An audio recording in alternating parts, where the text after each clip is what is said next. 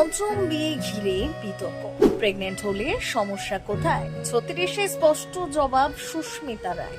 তড়িঘড়ি বিয়ে, অন্তঃসত্ত্বার জল্পনা, সব প্রশ্নের মাঝেই নিজের সিদ্ধান্তে অটল অভিনেত্রী।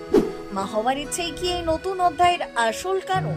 পঞ্চম বিয়ে ঘিরে ফের চর্চার কেন্দ্রে অভিনেত্রী সুস্মিতা রায়। সোশ্যাল মিডিয়ায় শেয়ার করা আবেগঘন বিয়ের ভিডিও মুহূর্তেই ভাইরাল হতেই শুরু হয় নানা আলোচনা, সমালোচনা আর কটাক্ষ।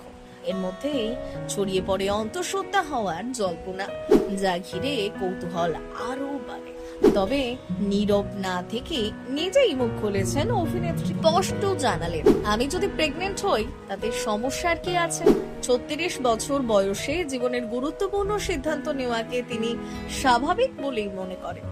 যদিও তিনি সত্যিই মা হতে চলেছেন কিনা তা খোলসা করেননি, ফলে রহস্য থেকেই যাচ্ছে।